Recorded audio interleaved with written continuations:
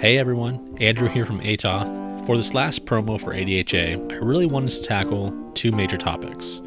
First, I've heard people say previously that the schedule looks overwhelming and a bit daunting, and I didn't want this to be an obstacle for anybody. And secondly, I wanted feedback on how the social events can impact our career. I asked ADHA President-elect Tammy Flipiak to address these for us.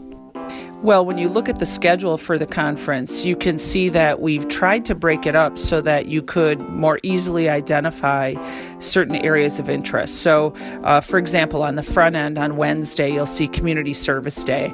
That is typically a time when individuals who come in early for the conference give back to the area community through a community service event. And that has happened every year for the past few years. You can also see that we've tried to highlight which of the courses are hands-on workshops versus just general seminars.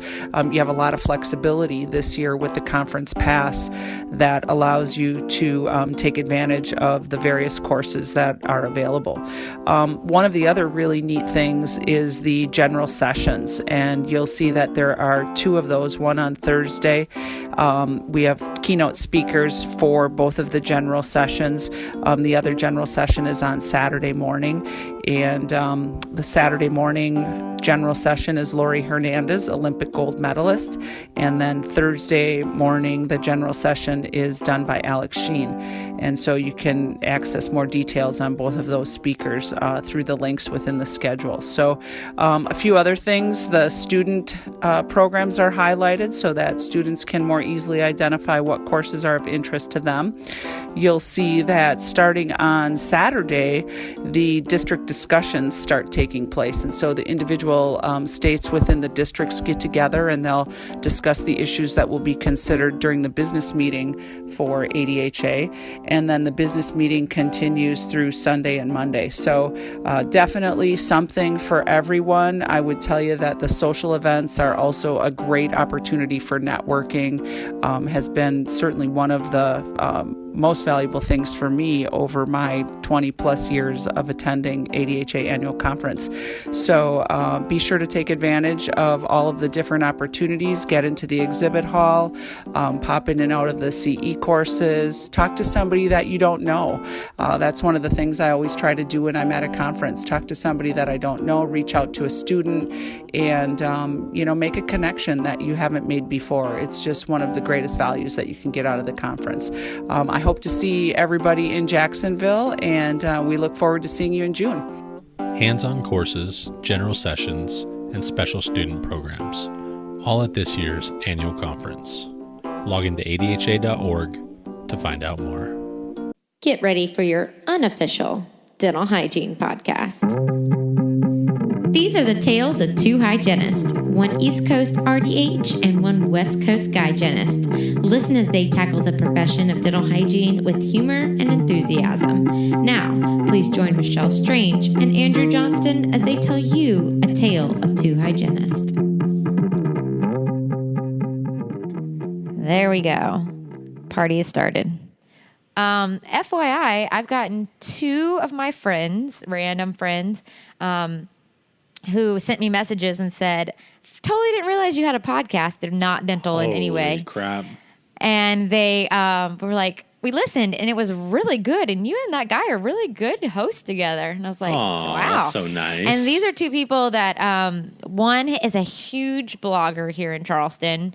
I'm lucky to call him my friend because he's getting kind of big, and goes on. He writes all kinds of stuff. He's actually, it's to the point where he posts things like, right now we have a film happening here, like somebody's filming something, and somehow. Is it a secret, or do you not really know who they are? Who's filming it? Yeah, like do you know who's in town, or is it like a secret? I don't. But he'll post like, I think Will Ferrell was just here, Reese Witherspoon. Like we have tons of celebrities that are here all the time, and I always hear about it after the fact. So the fact that there was a movie actually filming here routinely, I was like, I sent him, and they were looking for extra. So I sent him this thing, and I was like, Christian, did you know that they're filming? And he sends me like this blog post from November. And I was like, so in more specific words, you should just say, "Yeah, asshole, read my blog." Like you're not telling me anything, you know, like, dang it, Christian, I'm sorry.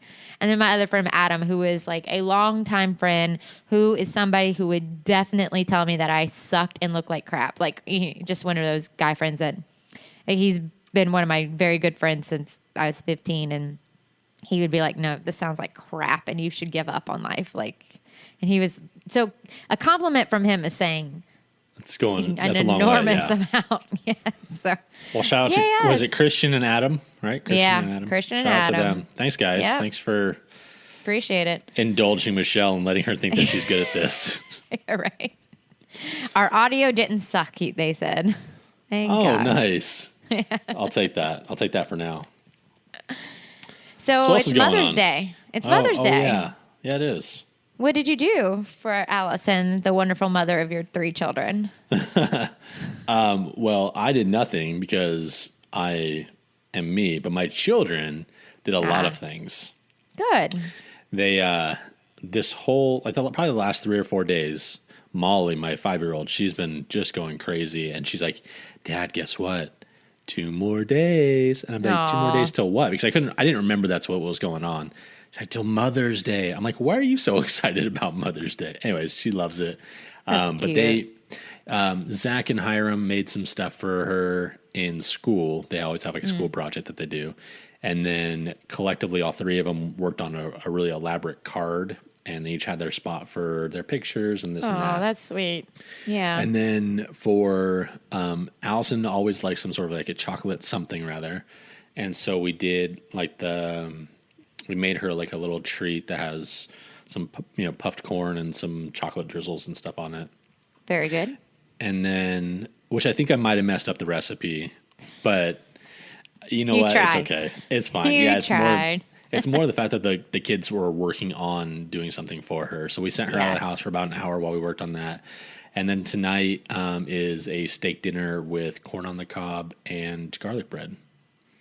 Sounds wonderful. Yeah, that's her favorite thing is steak. We don't really eat a lot of red meat, but Indulge every now and again. Yeah. Very So good. we got some ribeyes, and we're gonna cook them up right nice. Good Lord. So I was actually to dinner and drinks last night with a girlfriend of mine. So my birthday was yesterday. My other best friend is 3 days. Happy birthday, by the way. Thank you. I sent you a text, I think. Did I You not? did. You did. Okay, I might have I forgot. saw some kind of message. It's fine. I was ignoring the days. I was waiting for everyone else on on. Facebook to say happy birthday first, and then I was going to come back later on and be like, oh, yeah, happy birthday, 5:13. I was being grumpy anyway, so I was ignoring the day. Oh. But Let's circle back to that. Anyways, you came. It's my birthday. It's my best friend's on the 16th, and then my other best friend on the 19th. So we kind of did like this little May baby dinner. But she's a mom of 2, 4 and 2-year-old, and she's like, you know what?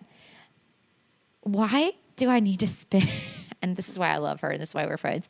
It's like, why do I need to spend Mother's Day with my kids? Like, I spend every day with them.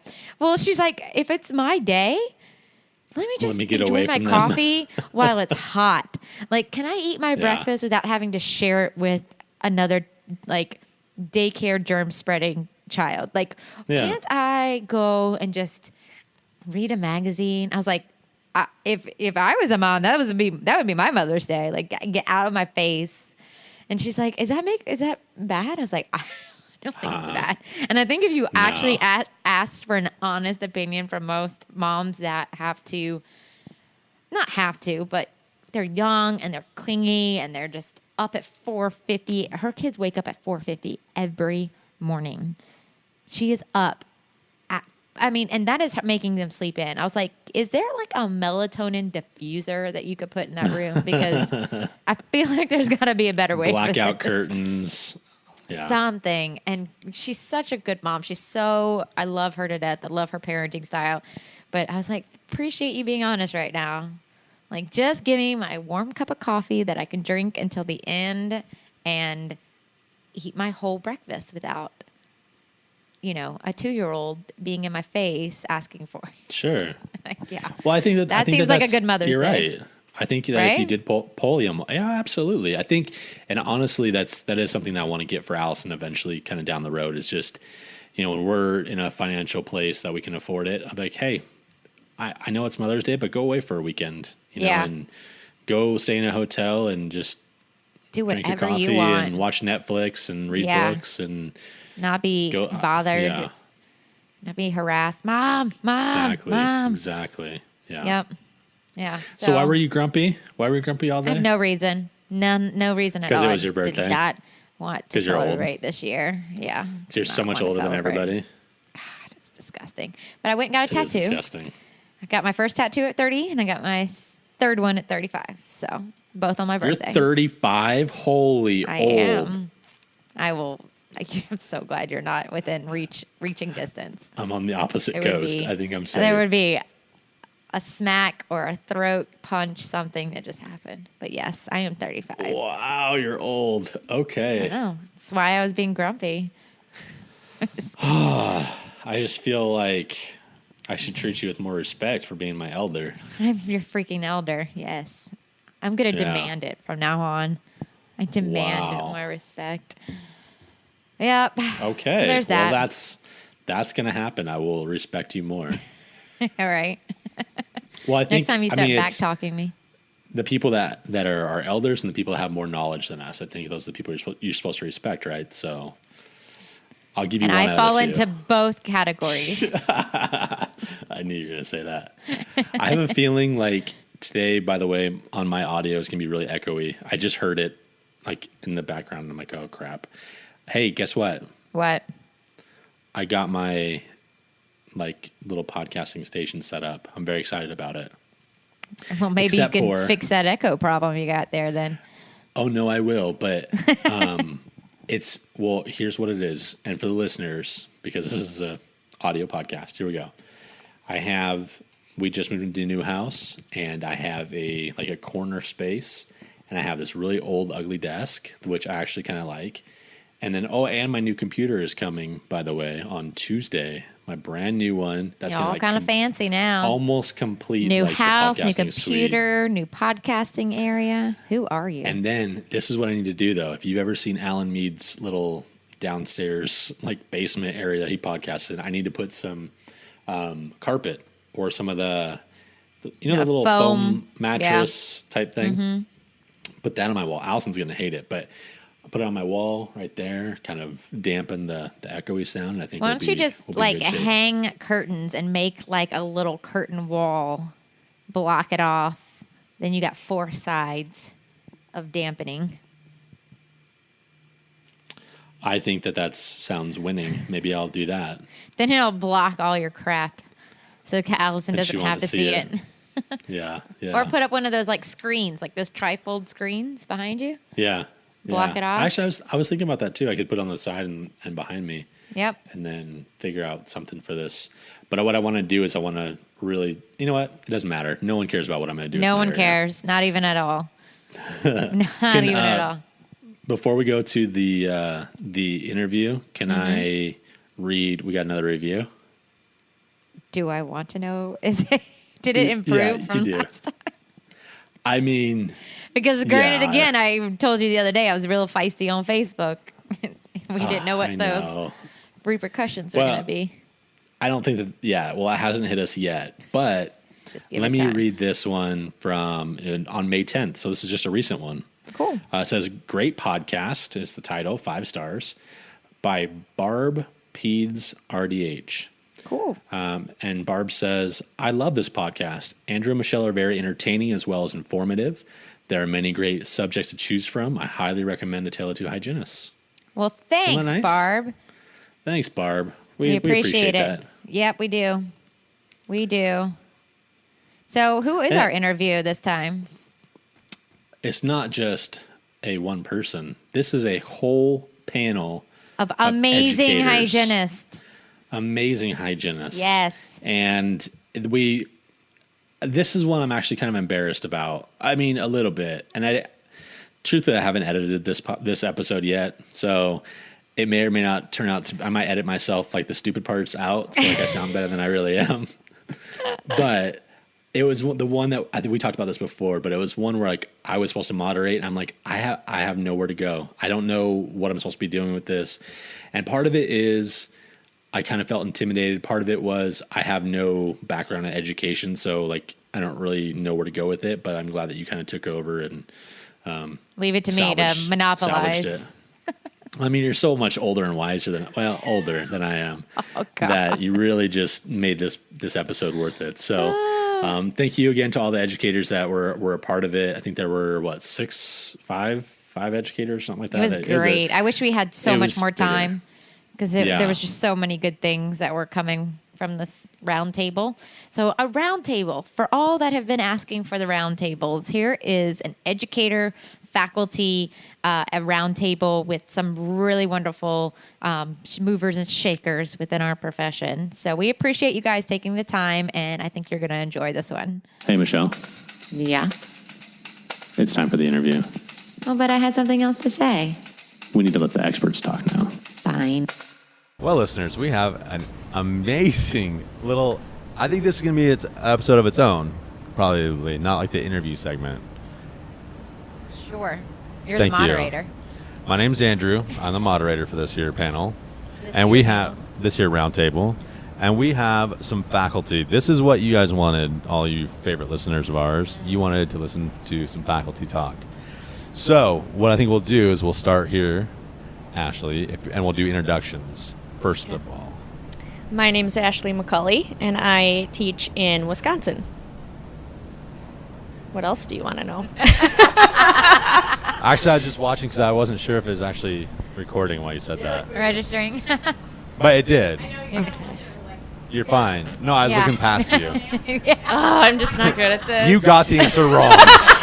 So what is your real name and what do you really do? And don't lie to us because we'll find out. Yeah. It says here on my name tag. Okay. Name tag. No, that's all I want. Name and what you are. Do you have a position? I'm actually an adjunct faculty. Adjunct. So I teach 1 day a week right now, and then I also work clinically. So Perfection. And I teach oral pathology and then in our clinic. So Thank you.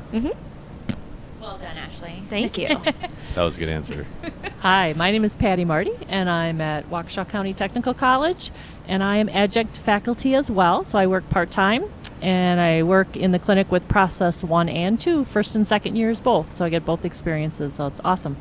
Nice. That was a good answer, too. I'm Emily Boge, and I am from Eastern Iowa, and I'm at Hawkeye Community College, and I actually don't teach. I'm the dental administrative chair, so I kind of have a unique role at our school in that I chair both dental assisting and dental hygiene program. Both. So, 2-year dental hygiene program, 1-year DA program. I'm Lisa Bahr. I teach at Waukesha County Technical College. I'm also the program coordinator, and I teach Process 1, which is our first-year students, basic instrumentation skills, as well as in the clinic. And I'm Karen Siebert. I had been adjunct faculty for about 8 years until recently, and now I'm the Director of Clinical Education at American Eagle Instruments. So I'm going to talk a little bit about the transition into using that background in education a little differently. And I'm Michelle Strange. It went from not registering to off the chart. Spiking into the it red. gets bad when this thing starts blinking at me. And Which is pretty much every time I speak. Yeah. And I am Michelle. adjunct faculty in Charleston, South Carolina, and I am now just 1 day a week in the clinic, which I should say not now. I've always just done clinic because I like that. It's where I enjoy that. So, all right, moderator. So, for this, we have zero agenda, as you guys already know. When you guys kept texting me all day, what are we doing? What are we doing? I said, I don't know. Let's just start talking. Let's just start talking. So, I kind of wanted to. Oh my. No, go ahead. Continue. I was gonna say, well, I think I'm just gonna let Michelle present all of her ideas because they were swell. You are constantly placating me, and I don't appreciate That's it. because you're a really, really good person Cut his and a mic off. Just great leave your mic to somewhere else. podcaster Your and mic to somewhere else. an amazing okay, so I want clinician. to know what kind of programs that you actually have. So, for instance, I have a 2-year program but technically the actual hygiene portion is 16 months. I know, as if I am acting like a damn newbie, like, Hey, we're going to serious up here pretty quick. Well, someone was already making out with that mic, so you might not want to rub that all over your face. Sometimes I really want this to be video. So, 16 months, but, you know, we also have head and neck prior to, we have all the, your not pharmacology, your A&P, your micros, your all of that prior to. So it turns out to be about almost a 3-year program by the time they're done in the 2-year program. We do have dental assisting students that are a year program. That's a real confusing system, so don't even ask me about that. I know you got dental assisting, but they have part-time and full-time, and I'm like, I don't know who's coming or going half the damn time. So our program, though, we start January, and they go so spring, summer, fall, spring, and then we have, that would be one cycle, and then in the spring we have the newbies coming in. So we have seniors and juniors and 1 semester each year. If that makes sense. So that's just kind of like what it looks like, and we're the only one in South Carolina that does that. Like everyone else starts summer, I think August. it is. Yeah. So To May. I don't know why. Yeah. I thought that was normal until I went to other schools, and I was like, wait, why are you teaching OHI this semester? Like, that's weird. I'm like, well, we just started. So I'm like, oh, okay. All right, so that's kind of what about Ours you, is similar to, I mean, we're a 2-year program, and same thing. I think the dental assisting is a semester, and then they do clinicals. But we start in August and go to May, and it ends up being almost like a 3-year too, because they take like biochem and micro and stuff. We encourage them to take it before, so they're not taking those courses with their dental hygiene courses. But yep, nice. Patty? Ours is similar to yours. We have we do a dental health safety prior to starting. They have their prereqs, science prereqs before, then their dental health safety in the summer, and then they start their first year in September. And so the first year, second year, so there's 4 processes that they go through. And first process is working on each other, and then process 2, 3, and 4 is clinical, where they're in working on patients. Ms. Boge?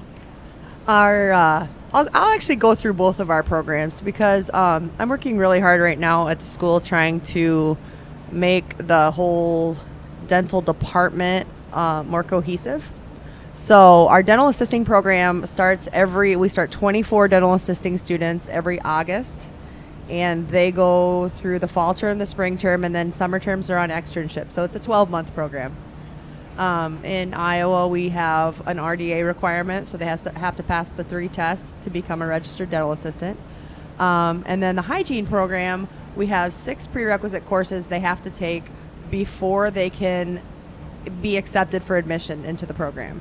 So you have your A&P 1, your A&P 2, microbiology, Gen Chem, and then organic and biochem. Yeah. And then the final course is medical terminology. Then once they get those 6 classes done, they can take any of the other prerequisites, communication, speech, psychology, sociology. They can take those either concurrently with DHY classes, or they can take them in advance. Most of the people take them in advance. So our program really is a 3-year program because we require those 6 prerequisite courses. And then we have first semester, second semester as a freshman, and first semester, second semester as a senior. The one cool thing that we have now with dental hygiene that is new, starting last year, is we have concurrent enrollment with a college in Iowa called Allen College, where they can go for 1 year after they leave us and get their bachelor's. And so they can either take 1 year full-time classes to get their bachelor's, or they can take a 2-year organized part-time program. Nice. And so that Allen has their first graduating classes coming May of folks who went through our program, or they can go through any program. Not any accredited dental hygiene program. It doesn't have to be ours, but it just happens to be in the same city we're in. Nice. So that works real well. The one thing we don't have at our school is you can't get any dental assisting credit. You don't have any advanced standing or anything if you're a dental assistant when you come into the hygiene program, which some other there's other schools in Iowa that Like do. you don't have to take radiology again, but you will have to take Right. radiology. We have two both different courses. levels of radiology at our school. okay. We have two different levels of dental anatomy, dental sciences, biomaterials, many different courses. But yeah, that would be it's- different if you were a hygienist and went to dental school. You'd have to take all those courses again. So that makes sense. Right, exactly right. And the other cool thing, we have waiting lists for both the programs, but a lot of the folks that they're waiting to get in dental hygiene school, the dental assisting waiting list is shorter. So they'll take dental assisting and then work concurrently with their dental assisting registration in Iowa. That's nice. So wait, your medical terminology is after A&P? They can take it concurrently with A&P. I just listed the prerequisites. okay. The only you have to take Anatomy 1 before you take Anatomy 2, and you Yeah. have to take Gen Chem before you take Organic. Yeah. But any of the other prerequisites or co-requisites Can you be can done take in whenever. any Okay. order All you right. want. Just Like a lot of personally, I went to my school that I'm the administrator at, and I took a lot of my too. classes in high school. Yeah. Oh. And so then I did spend the 4 years at the 2-year college, but my husband likes reminding me of that all the time.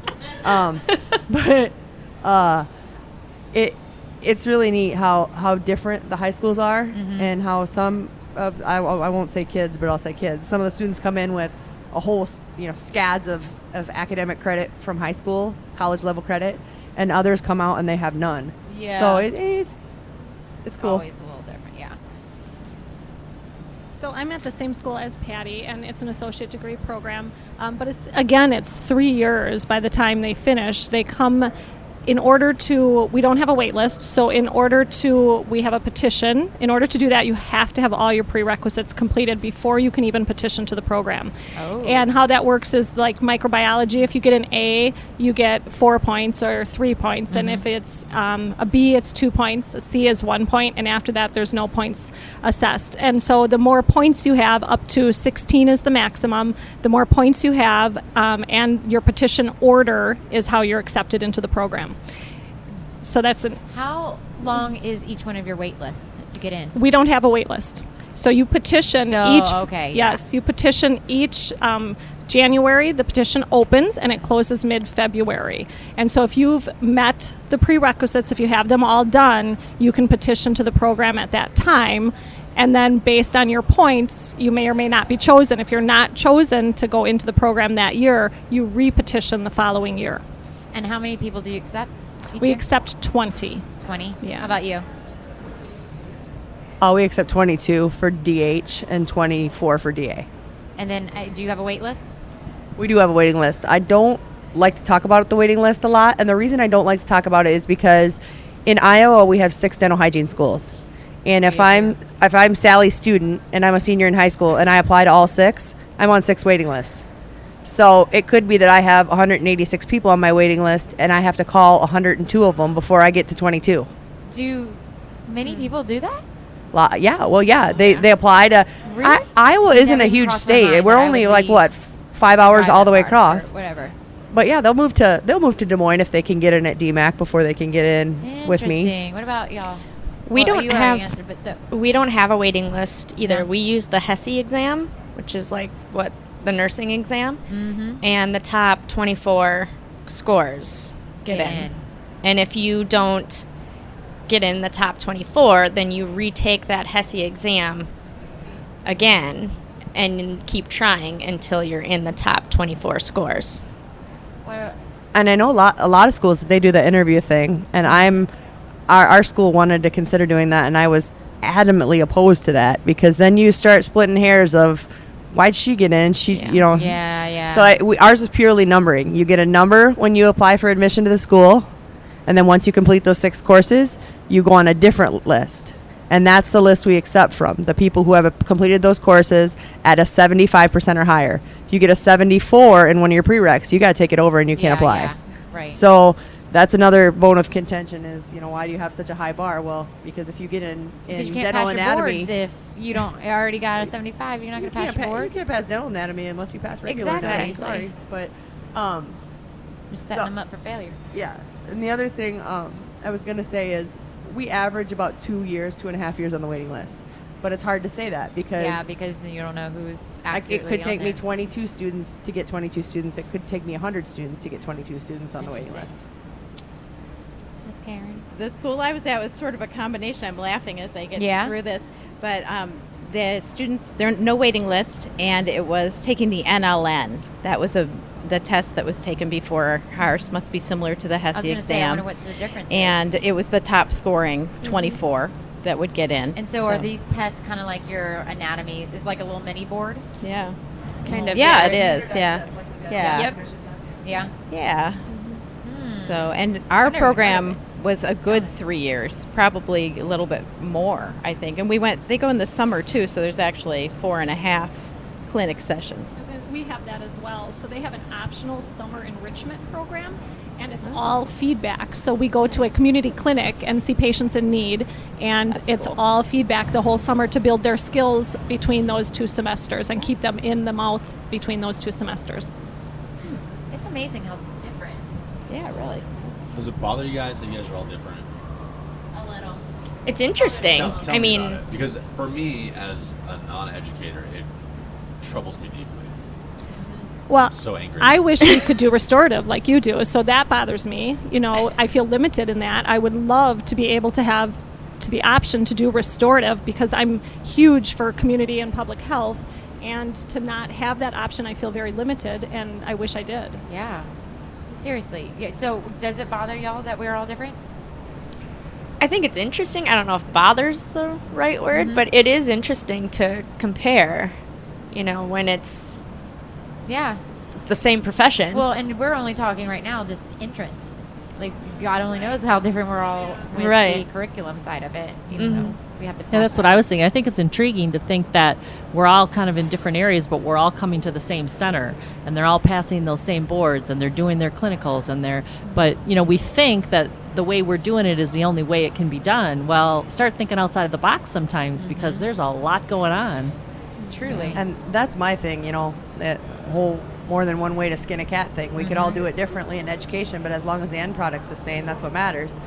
My bigger bone of contention is what Lisa had said with, I get more frustrated in the fact that I live where Iowa, Wisconsin, and Illinois touch.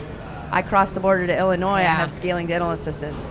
I cross the border actually to Kansas, I got scaling dental assistants. I cross north to Minnesota, and hygienists, look what they can do. Right. And the advanced dental therapists, that's frustrating to me. The fact that as a nation, we can't get on the same page. If we got everybody on the same page legislatively, we could get on the same page academically, because then we'd be teaching to the same, we'd be preaching to the same choir. Yeah. But I feel like it's who's going to balk first on that. Because you talk about legislatively, we want to do all these things, but then if we enact laws and the schools aren't producing the types of students or clinicians coming out of that, then the people who make the laws, which are mostly dentists, aren't going to allow that. And so on my end, I'm looking at it, I'm like, well, I would much rather not legislatively force schools to do certain curriculum. I would love for them to bump up their curriculum on their own and say, you're not going to do restorative curriculum yet. I get that. But look at all the other schools across the nation, and maybe you're not those schools. But in our lecture, I pointed out one school, particularly in Texas, that had 4 prereqs. It was A&P 1 and 2 and 2 chems, and they needed their vaccinations. And that was all the prereqs that they needed. And then look at mine, which was how many? Like 12 or 14 that we needed to do. And then it was ridiculous. It's like, well, we're not even like going into it at the same level. And so what comes first, legislative or education? So I'm actually going to then throw another really controversial topic, clinical boards. I'd like to speak to that one. Well, Iowa just passed the first state that's allowing dentists to do a non-clinical board. Say that again? Just passed, and dentists only, not hygienists. So dentists can do a portfolio model and get their license, and that just passed. Wow. So I went, and my question to the board was, what about hygiene? Why can't we do that? Well, because we kind of copied a system that came out of California, and they didn't have a hygiene model for that. So right. So I mean, the wheel. not that I have anything against our dental board. We have a great dental board, but when they had the decision made, they didn't have a hygiene model for that, and I struggle. When I was in clinical, I believed so much in the clinical board. When I was in clinical, I thought, boy, that's their last test, check and balance. Now that I see the other side of it, I did a complete 180 because I see the struggle and I see the patient that wakes up in the morning and they have the flu, and I just spent $1,500 to not have a patient. Yeah. And I submitted this patient that how many other people have looked at and said that maybe there could be calculus there because as instructors we You're can't not tell allowed them to say, anything. yeah. And I see that person not qualify. Yeah. I can't even explain to you because of confidentiality what happened to me last year and my students, but I saw the gamut and it was scary. If I would have been one of those students, I would have been very upset. When I was doing my master's degree in education, I looked at many portfolio models, and many other professions use them, and they're so interesting. I mean, think of those patients that our students work with for 6 rounds, for example, to get them through, and it's a beautiful case. And if they were documenting that whole thing, it really shows that they have some serious skills. Why I think that makes so much more sense than trying to come up with one patient and then not completing the calculus removal does bother me a lot.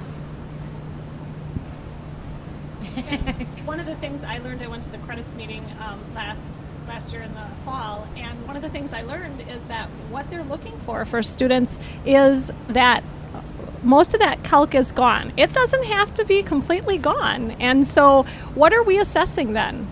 If we're telling them you have to pay for this, you have to bring this patient in, and then you can just get it pretty good, and you pass.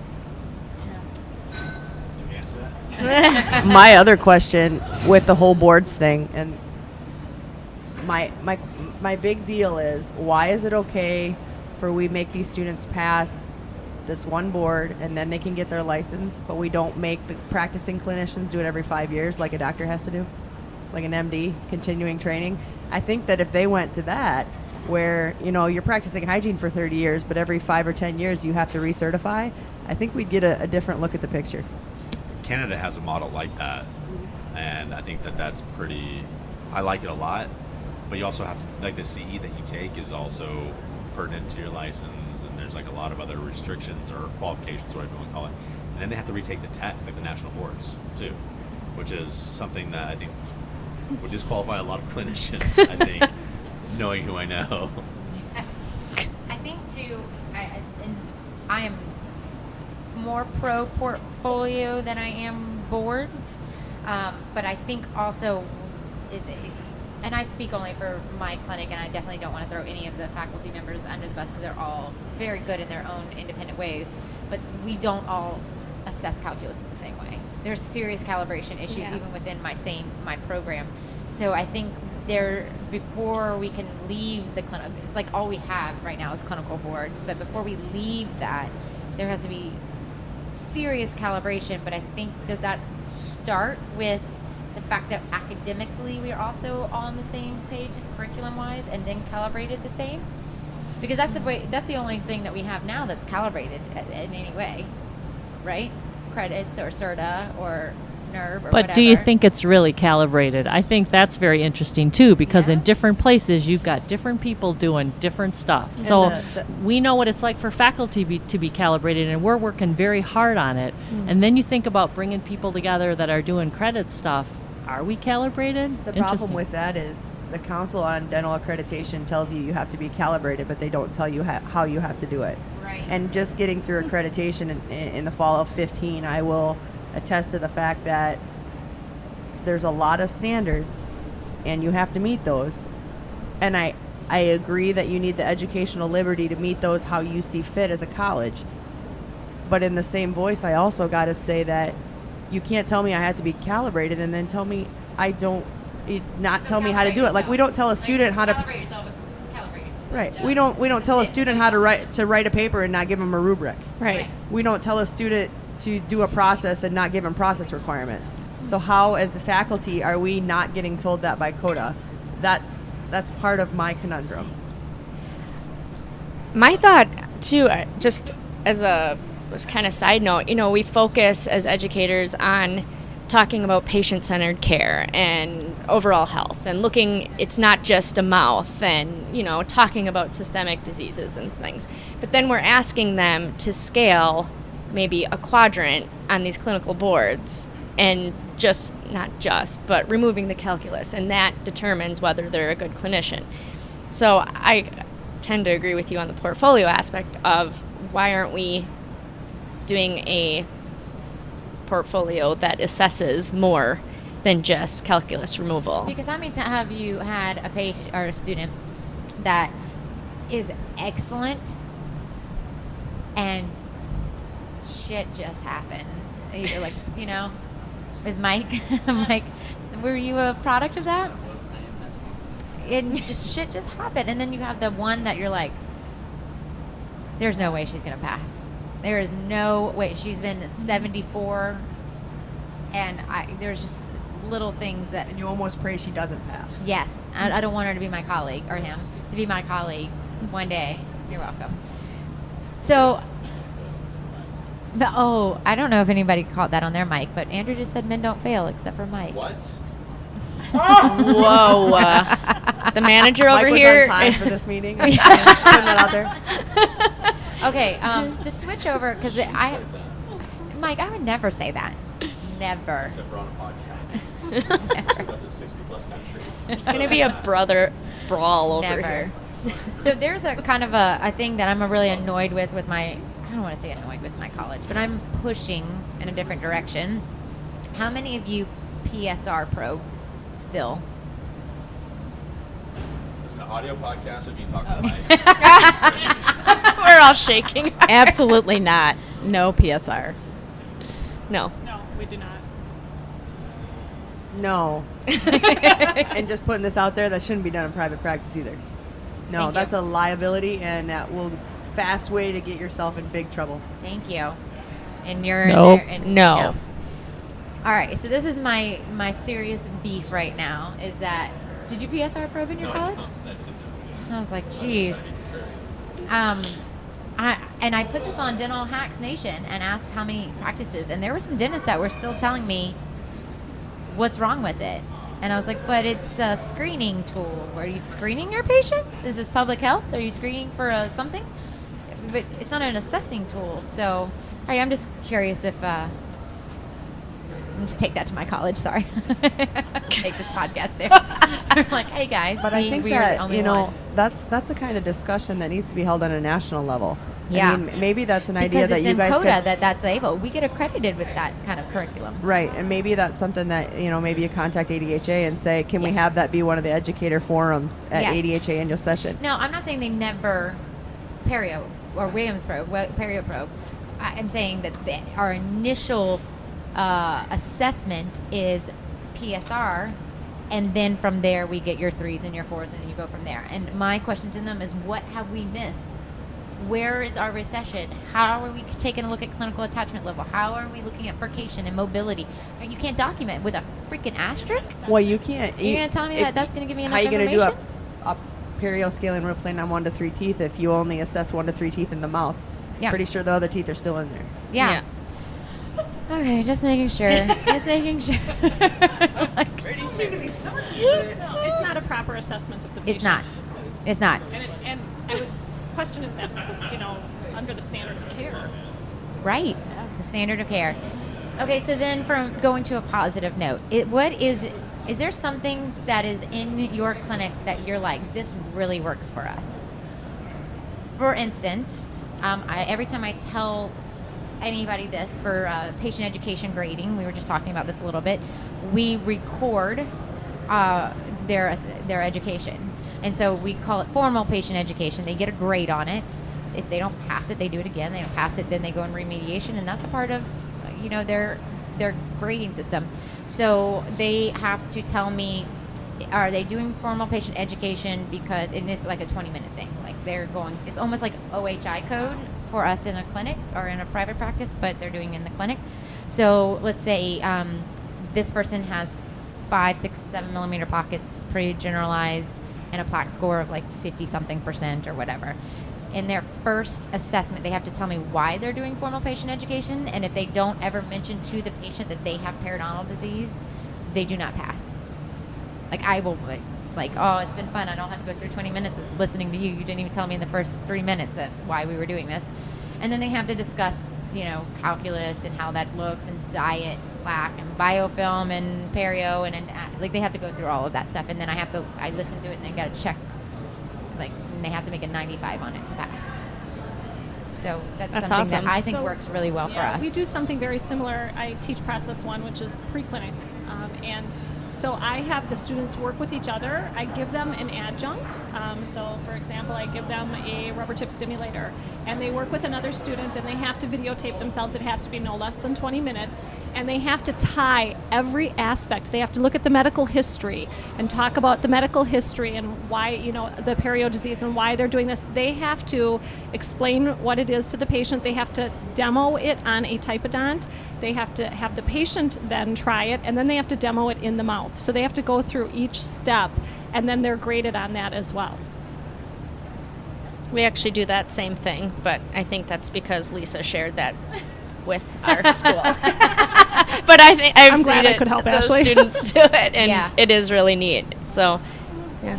And then when they're in clinical, just to add to that, then every time they see a patient, we have our Talival grading, so we're grading them on what they're clinically doing on their OHI every single time.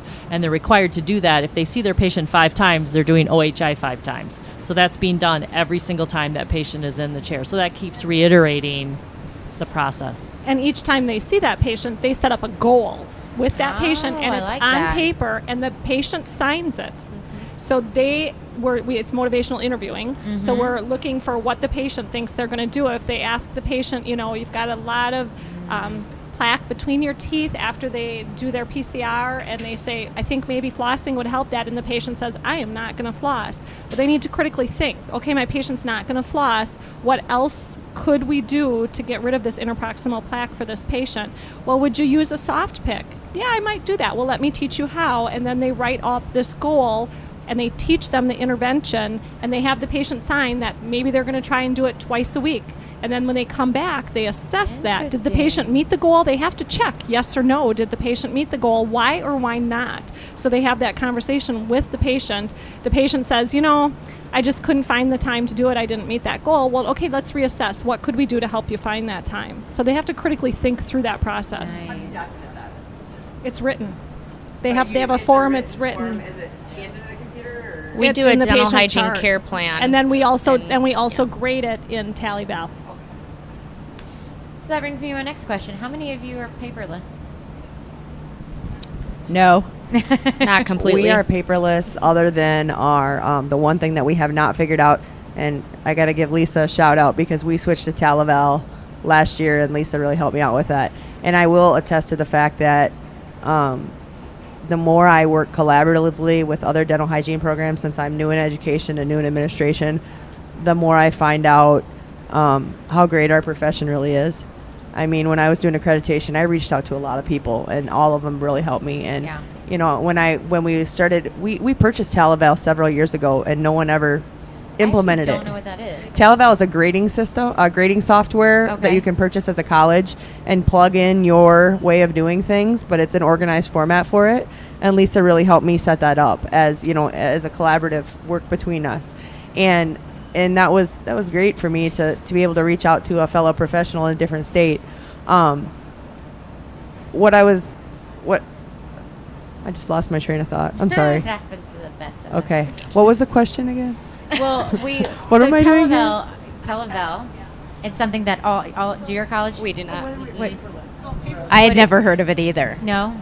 And were you paperless? You said No, we used a lot of paper. A lot of paper. Many trees. Did you even have, did the students have software that they could Oh, use? yes, Yeah. we did. Yes. Okay. So your paperless question, grading was the last step of us being completely paperless. So in 2006, we built a new clinic, and we got integrated software, got digital x-ray, and did all that back then.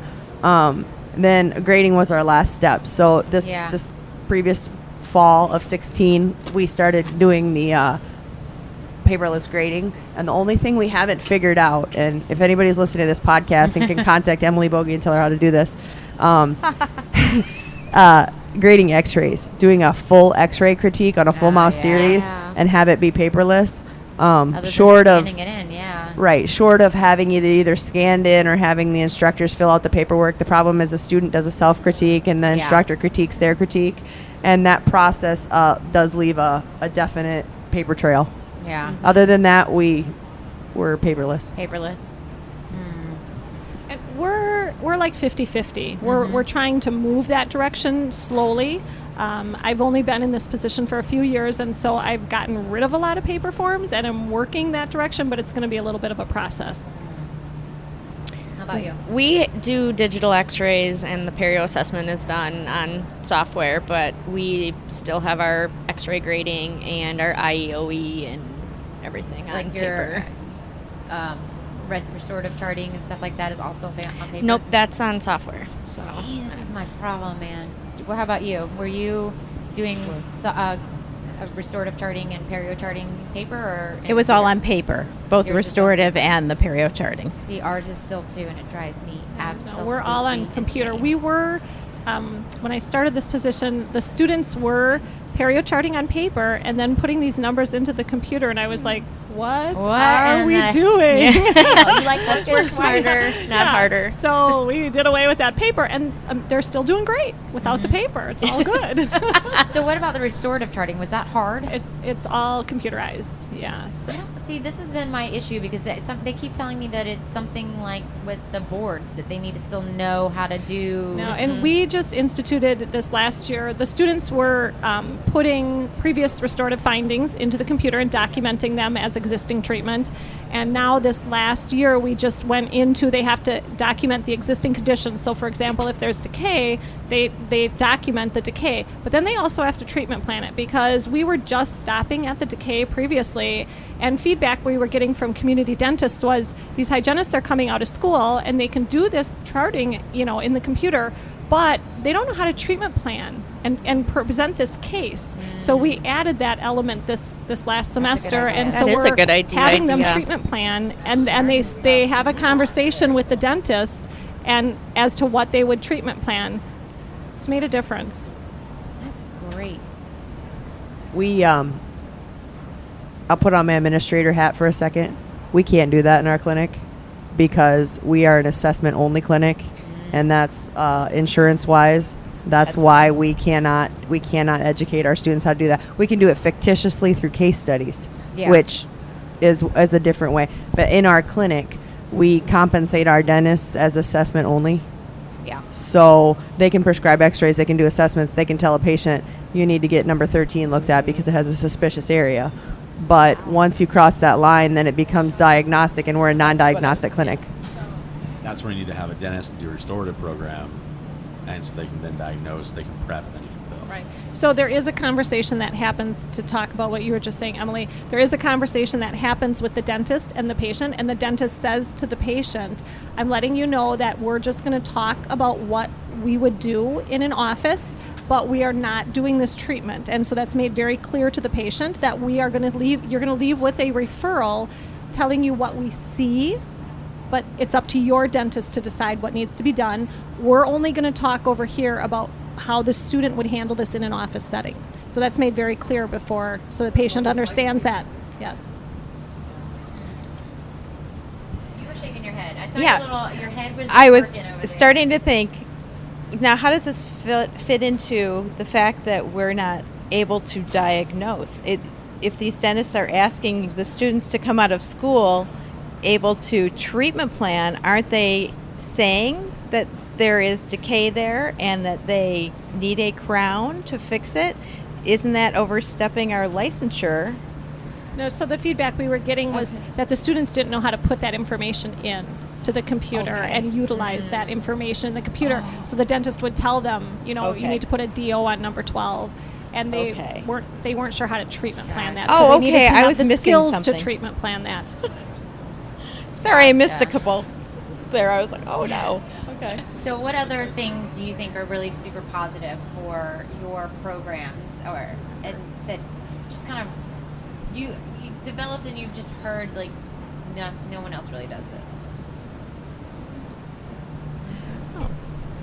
We had a really nice way of doing mock board at our school. We do that too, yeah. Yeah, I know a lot of schools do it. It just seemed like the way that we did it, the students were very confident afterwards, and it went very well for them. So did you do it like an actual board? Yeah, we did not run it like a day of boards. They would find a patient that was similar to, but we would walk them through each step with that particular patient that was qualified for it. And they were very happy with that. So we do that too, but what I'm finding is that if they find somebody that's board ready, they're using them for boards, and they'll bring a class 1 to that mock board. Like they are like, no, I'm keeping this as my patient, and they're going to take them to boards. Well, that would happen sometimes. What we would have them do is use patients that were too difficult for boards, for their mock board, and they didn't have to pass the calculus detection. Yeah. Okay. So I know that 2 of you need to go, right? Or at least multiple of you need to go. Yeah. One thing that I would like to say, though, in regards to when we were talking about curriculums and how different they are, I think it's awesome to be able to do or get together with people and do kind of roundtables and do different things. And Lisa, maybe talk about what you're thinking about in the future at some CE courses. So we were at a CE course, my friend who teaches here in Illinois, a couple summers ago, and we were both, it was an educator's course, and we were both not very interested in the topic that was happening because it was stuff we do and it wasn't teaching us anything. So we were both working on our computers, and she leaned over and said, "What are you doing?" And I said, "Oh, I'm working on my Blackboard course." And she's like, "What is that?" And I said, "Well, I flipped my course and I started explaining it to her." And she's like, "Well, let me show you what I do." And so we had our own little conversation going on in the back of the room during this course. And I said, we should teach a course. Why aren't we sharing this with people? Because she didn't know how I used my programs and what I was doing in my courses. I mean, in Process 1, my students come in and I don't lecture. There's no lecture involved. And we do all hands-on because all my lectures are on board. They take a quiz before they come to class. They take a quiz after we're done with class, and we're hands-on instrumentation the whole time that they're in class. And she was intrigued by that, and I was intrigued by some of the things she was doing. So I said, let's create a course. So we've come up with course outline, and we are planning to submit it and try to teach a CE next year at a conference that we're going to be trying to attend. And it's basically to share best practices for educators. Come in, sit at a table with your discipline. Let's talk about what you do in your course. What do you like? What works for you? What have you tried? What hasn't worked for you? Share that, and then let's share it as a group. Let's bring in forms, papers. Let's share them. Let's put them all in a zip drive, and you leave with that zip drive so you can take it back to your school, talk to others, and say, look at what I learned. This is great. Let's try it. Let's give it a try. Some things are going to work and some things aren't, but if you don't know unless you try. And that's a great way to calibrate. That's what I was thinking. We work so hard with calibrating our faculty. What an awesome way of calibrating just systems, and keep systems going. And even though everybody has a learning platform and they're all different, there's still congruency among them. Yeah. We're still all working for that common goal, which is awesome. And that's what I was going to say about something that's going real well at our school is we use Canvas as a learning platform, and we transitioned to it last year. And the abilities of that system are pretty phenomenal, and they reach very broadly across the campus. But we're starting to see specific things that we could maybe make our own Tal-Eval through Canvas. And we could maybe make our own, rubrics for things like table clinics or research poster presentations. And Canvas itself provides so much training across the campus on the learning platform. But if we could have something like that just for dental educators, I mean, with me being in administration, I don't have a lot of direct contact through students through the learning platform. So what I did was I just created a program page. And so I have job announcements, and I have I'm going to start putting your podcasts on there to share with my students. Wow. Yeah, if anybody wants to share the podcast with their students, that would be great. And, things that are cool on Facebook, positive things that they might learn for their future, positive places they could go to find resources from other colleagues, get that networking started early on. So we started this Canvas page for the dental hygiene program, and that's something that, as I've been sharing it with people, they're like, well, why don't we do that? I'm sure there's a million things out there that if I knew that somebody else was doing, Yeah. I could do that. But that's why that's your great, course Lisa. is so brilliant. Yeah.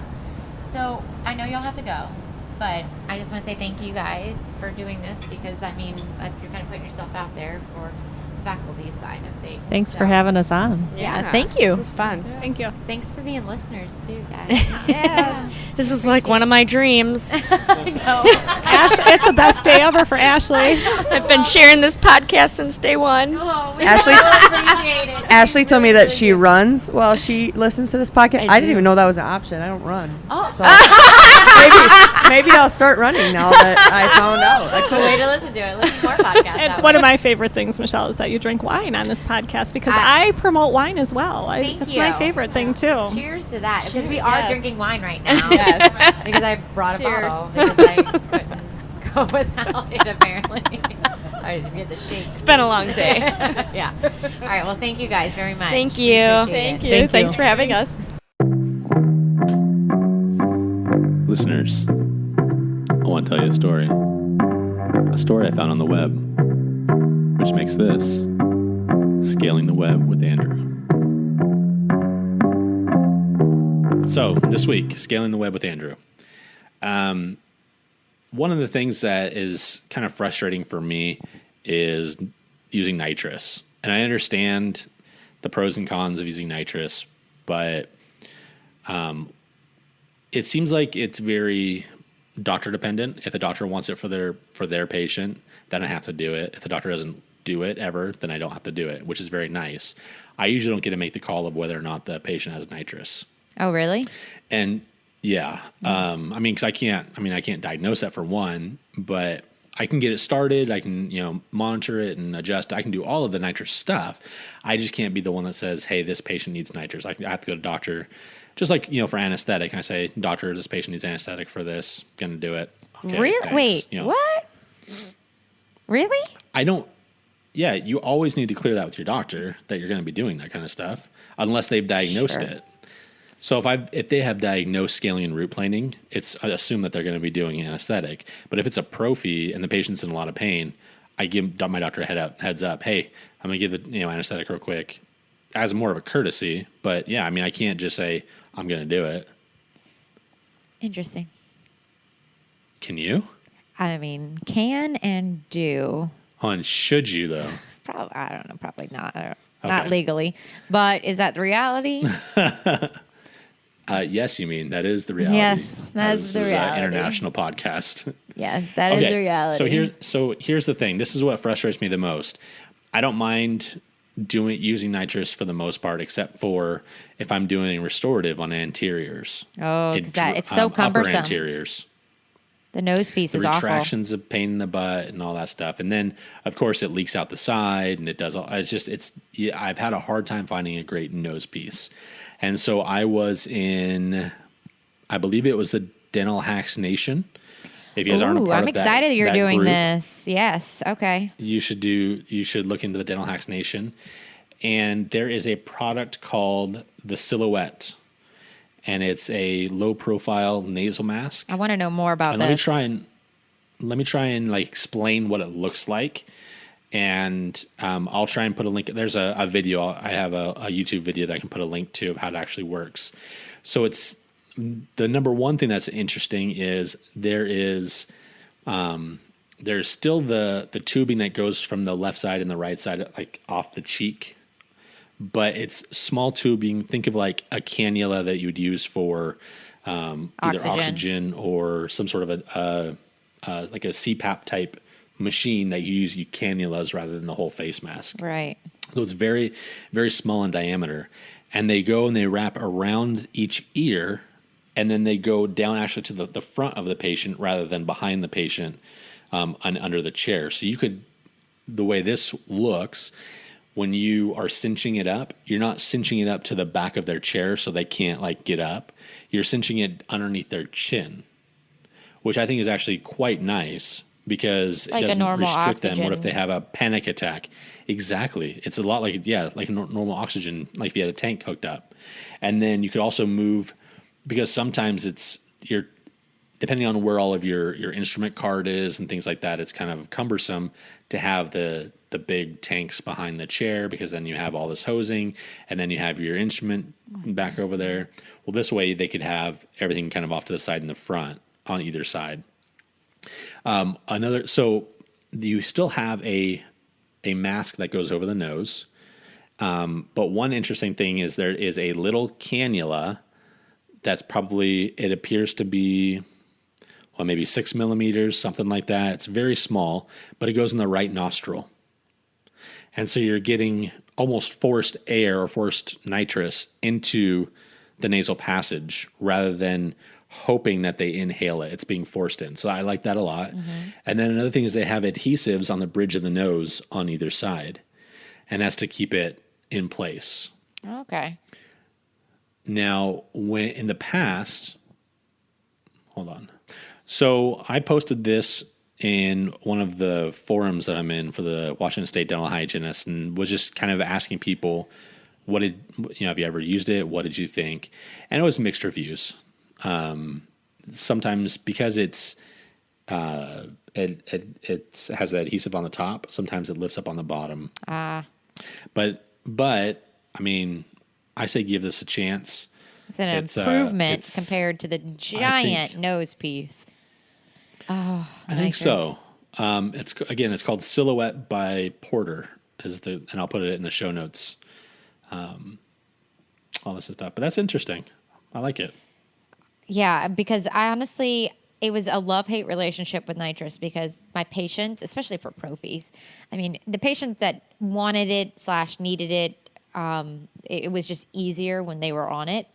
But Lord, it was so cumbersome trying to get around it, and because the tubes were so large coming off of it, like you said, the premaxilla area, like that's just ridiculous trying to get that one. And I would have a few. Oh my God, I worked in the area that was just like lots of money. Just everyone's just so.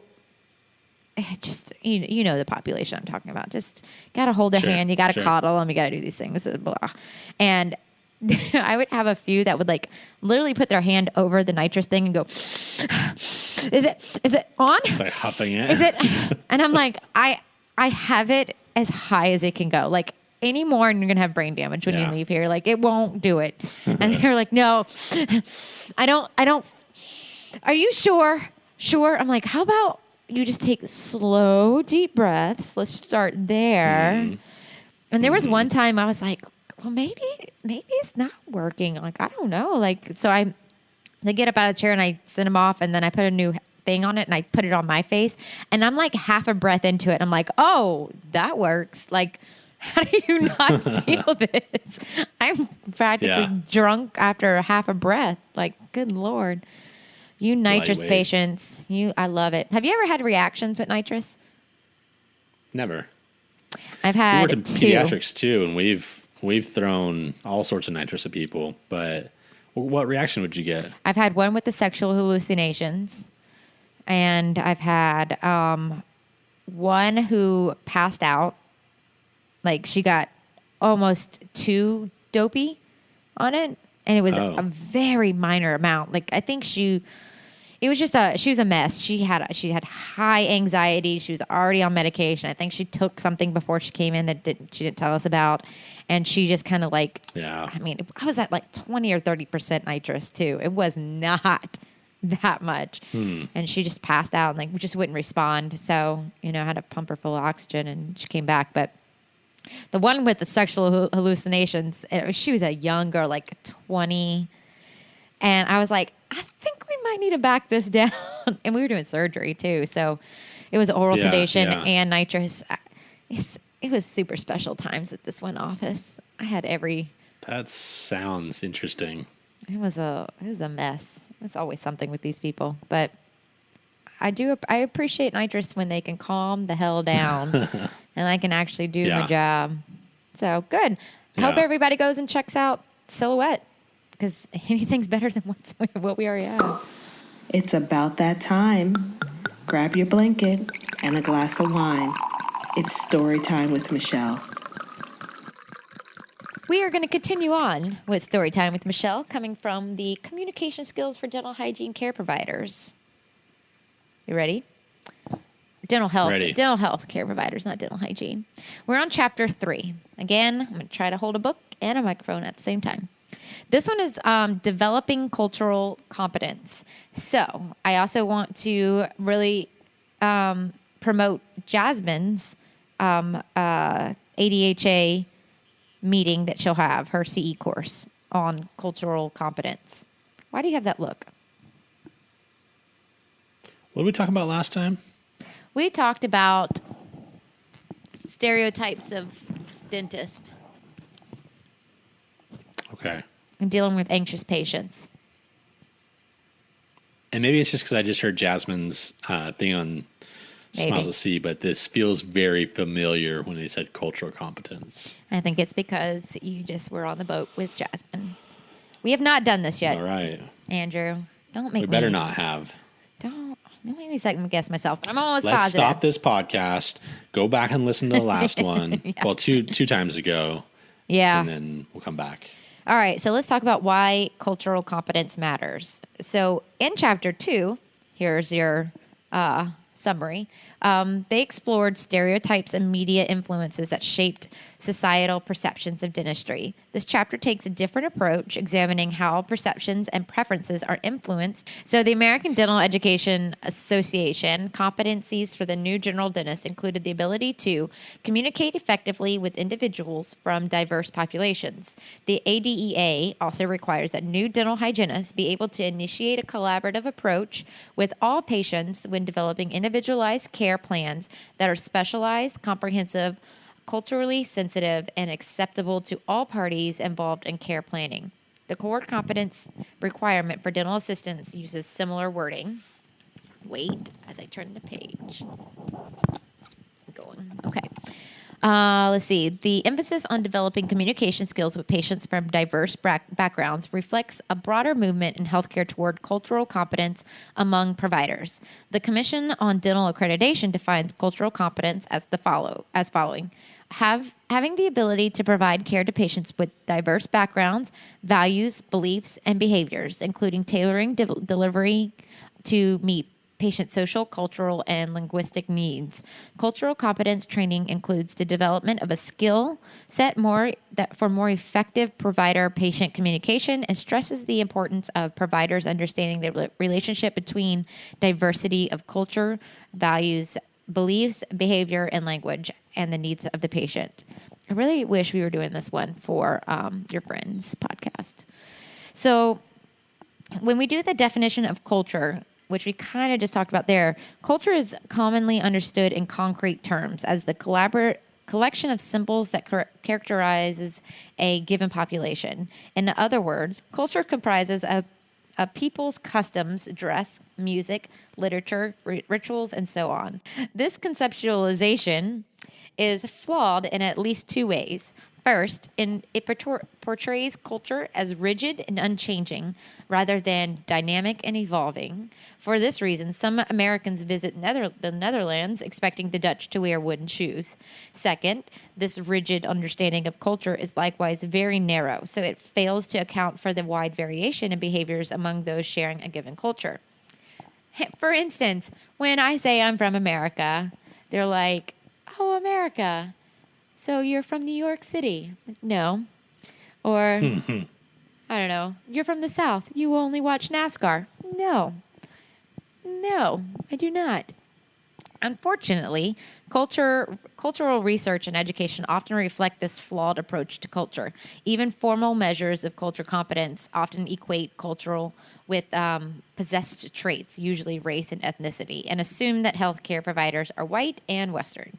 We prefer Wood's communication-oriented definition, which reflects the dynamicism and variability of culture by emphasizing meaning rather than artifacts. So culture is the beliefs, understandings, practices, and ways of interpreting experience that are shared by a group of people. Simply put, culture is the worldwide worldview of a group of people, which is expressed in communicative behavior. So dental professionals, however, do not treat groups of people. They treat individual patients. Therefore, professionals must bear in mind 2 points. First, no given patient perfectly represents the culture of a group to which he or she belongs. We all have individual preferences for enacting or rejecting various aspects of the culture to which we belong. I mean, I could think of so many. Like the Jewish culture, like just, people say they're too cheap, they're not going to pay, they're not going to do these things. Like there's so many things like we group people into. It's very, very sad. Second, the culture to which we belong is not a single monoculture, but rather the overlap of various co-cultures. So Wood's definition relates culture to a group of people, but we all belong to various groups simultaneously, which is very true. Like you crazy Mormons. I mean, I could group you in all day long with your non-drinking. Mormon, white. Yep. From Utah. Many wives. Republican. They're all polygamist in my book. Sure. Allison would kill me if that was a thing.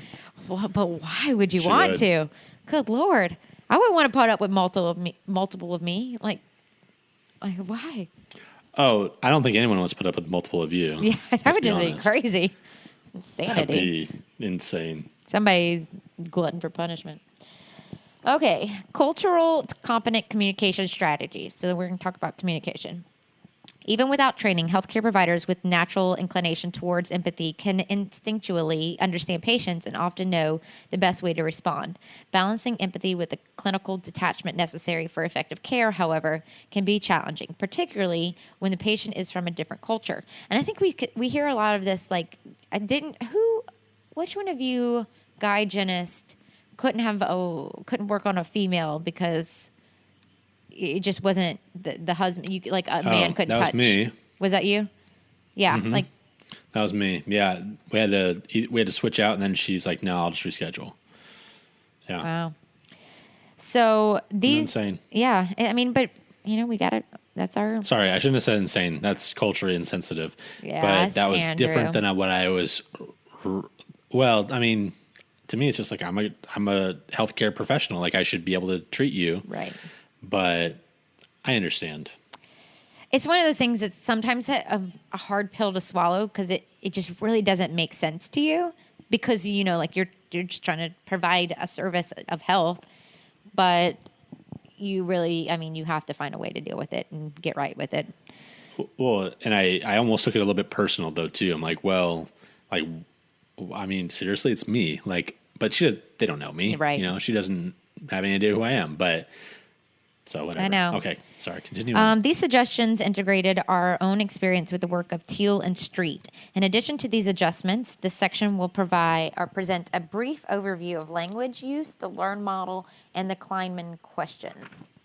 So for vocabulary, which honestly I definitely need some help with, culture is a primary means of identifying and distinguishing social groups. It has therefore been misused for millennia as a way for members of one social group to insult, provoke, and minimize the worth and accomplishments of other social groups. A healthier expression of the human tendency is observable in modern school and sport team rivals.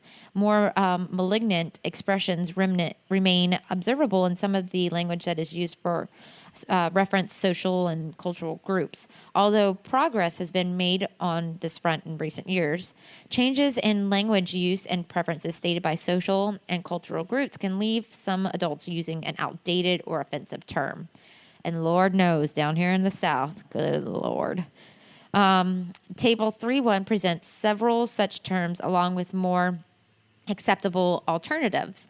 This information is presented with 2 cautions. First, providers who commonly refer to patients' social groups may be in danger of placing too much emphasis on affiliation and not enough on the patient's individuality. There are few occasions when dental care providers would be called on to refer to a patient's sexuality or ethnicity, for example. Second, patients should always have the last word in how others refer to them. And if the patient corrects the provider should thank the patient and make a note of this preference in the patient's file. So Some insensitive terms. Oriental. A more sensitive term would be Asian. Yes. Oh my gosh. Right? I can't. And some of these things, it's like, that can't be real. Like somebody would actually say, but I think it's more with the older population, your geriatric population, that just really don't know that there's a change from those older expressions. Oh, you mean like those are the ones that are saying these words more so than like the millennials? Yes. Yeah, I would think. Okay. Yeah. Actually, yeah, there's one here. So an insensitive term would be American Indian versus Native American, or even more Cherokee or Navajo. Chicano. Oh God, I haven't even heard that in forever. Chicano instead of Latino or Hispanic. Colored instead of Black or African American. And this is quite honestly something that I have to correct my grandfather on all the time. All the time. I mean, he's 90. So he just doesn't even think honestly in those kind of terms at all. Oh God, hybrid or mulatto? Whoa. What? Mixed race or multiracial? Insensitive term would be hearing impaired. I don't think I would have known that. Tell me about what's the better term? More sensitive term would be hard of hearing, or deaf or person with hearing loss. Oh. Well, see, look at there. We're learning I didn't stuff. really realize that either. I did not either. I would have felt like hard of hearing would have been a more pejorative term than hearing impaired. Can I tell you a quick little story about that? No. So I had a patient that was it's already happening. That was deaf. Yes, that is Sorry, a tell me more what the sensitive. other That is one the was that most was sensitive term: deaf or person with hearing loss. So a person with hearing loss. Okay, so partially deaf. I think mostly deaf. I would guess I would say. But I think it happened later on in his life because he was an older gentleman and he could speak very well still. But you could still tell that he wasn't hearing his words, but he can make his mouth and the sound still come out. Right. And so I was making fun of my dental assistant like I always do. And I asked him through the interpreter, like, how do you put a sarcastic ha ha? Because I said something to her and then the translator had to translate what she said too. And I was like, let me see the sarcasm. Let's see how that works out. And across a different language. How does sarcasm translate? Let's see that. That's hilarious. Here's one which I find really funny because I just listened to a TED Talk or TED Radio Hour podcast, and it was on forgiveness. No, it was on speaking out and finding the to be brave enough to speak out. But she called herself queer on the podcast. She was a gay or homosexual woman that called herself queer. And that's what which I don't think I could tell you the last time I even heard that term, honestly. But that's a very insensitive term according to this vocabulary index. A more sensitive term is homosexual or gay or lesbian. An insensitive term would be midget. There is dwarf or little person is a more sensitive term. Retarded, more sensitive term would be developmentally disabled or person with an intellectual disability. Oh, here's a good one. Old. That is an insensitive term. A better term would be elderly or senior. Junkie or drunk is a very insensitive term. I'm pretty sure I call all of my friends drunks at all times. So what do they... They would prefer a more sensitive term is addict or alcoholic or substance-dependent person. Crazy is an insensitive term. Rather, person with mental illness. Senile is an insensitive term. A person with Alzheimer's disease or dementia is a more appropriate term. I gotta say, the hearing impaired, that's some of those words you call me. I'm just saying. I'm going to start pointing that out, how insensitive you're being. Calling you crazy. all the time. Call me. I was just say crazy, crazy. I prefer a person with a mental illness. Thank you. Yes. Let's talk about stigmas. So, and we kind of talked about stereotypes last time. Hold on. How much more do we have? We're so over time right now. Listen, We're at 47 minutes right now. Don't cut short cultural competence, okay? You're being incredibly I feel like it should be now. a two. I feel like it should be a two-parter because it's This so is the last one. important. This is the last It should be a one. two-parter. Let's talk just about Okay. stigmas. So although stigma originally referred to body modifications intended to signify something bad or wrong about the bearer, stigma is now better understood in relational terms as a failure to meet normative social expectations. Because those expectations are social, they are profoundly cultural and therefore variable over time and across cultures. For instance, in the United States, crooked, broken, and rotten teeth are increasingly marked as stigma that alter perceptions about the person the teeth belong to or do not belong to, in the case of missing teeth. In earlier times in other cultures, lack of preventive dental care and fluoridated water resulted in a higher prevalence of poor oral health, and less stigma was attached to the appearance of teeth. What is true of teeth is true of other individual characteristics. The patient, the provider, or both may perceive a given characteristic as stigmatized. Such situations call for cultural competence on the part of the provider to reduce the stigmatized patient's shame, defensiveness, or unwillingness to disclose medical relevant information. I could see this a lot with systemic things, hepatitis, HIV, things like that for sure. Chapter 12 explores stigmatization conditions in more depth, but this section considers two stigmas, and they talk about eating disorders, HIV, things like that. So very important. And I think if you're going to ADHA and you have not heard Jasmine's CE course, that you should definitely attend it. Or if you've heard it, listen again because it's really important stuff. Oh, and I'm sure there's probably things that you didn't hear the first time you'll hear around the second time. So we hope everyone has a really great week. And I sure learned something. I will not use crazy or hearing impaired. I feel like one of those is true. Yes, exactly.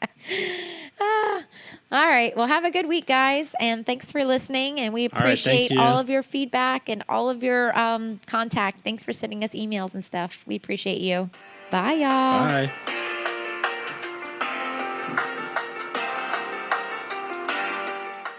Well, my ear holes are different sizes, so I don't really like. Well, mine are too. That's why I got these that I have a smaller one in one ear and a larger one in the other. Do you think that's normal? It has to be. I can't imagine that you have symmetry like that would allow for headphones to fit perfectly in each ear. Nothing is symmetrical. It's very rare. How about my nostrils? I would prefer not to, please. Stop. Make it stop. Make it stop. For all the nose hair in the world, please make it stop. I feel like, all that nose hair. I trim my nose hair. I don't want to know these things. I just want to throw that out there for everyone. Thank you. No, I feel like my eyes are the same size. I feel like my nostrils are the same. Well, you think diameter. so, but so when I had my jaw surgery, they put you in almost like a scan. So they take these really up close photos and everything, and they put it in a computer, and they not necessarily show you what you're going to look like, but just to kind of say, this part will change here, this part will change there. And when you look up at your face pretty up close like that, you notice things are not symmetrical. Things, I was like, wait a second, that's my nose? That's my nose? I thought it was pretty down the middle. And they're like, but there's a slight tip at one side, or it's just weird. And even underneath my eyes, I can see. So you haven't ever been to Trisha O'Hare or Joel Moller's oral myofunctional therapy courses, right? So never. They show pictures, up close pictures like that, and you can almost tell what side people tend to sleep on because it changes their face. And I definitely sleep on one side. If you really took a moment to look, the orbit on this side, the orbital rim is just a little bit lower than this side over here. It's just little things. You know, we always tend to have I have a stronger muscle on my right at the lip where you get that, what do you call it? That Elvis lip, you know? I can pull up harder on that side. I don't know. Anyway, so no, we're not symmetrical, and I don't think our ears are either. To circle back around. Well, I feel like maybe it's just you and I, but I feel like the ear holes should be the same. It doesn't mean they should all be large, they should all be small, but my left and my right should be the same size. Your left and your right should be the same size. I'm sorry. I just think that's the way bodies should work. You should talk to God about that, because I just don't feel like he agrees. But fine, I will. I also I can't run in these headphones that I have right now. My left ear will always fall out. My right ear will stay in, but my left ear. So if I have the ones that go over the ear, it's fine because it kind of keeps it in there. But and I can't use the Apple headphones. They won't. It's just not even possible for them to stay in my ears. They just don't, especially the left. So yeah, that was way too long on ear holes and headphones.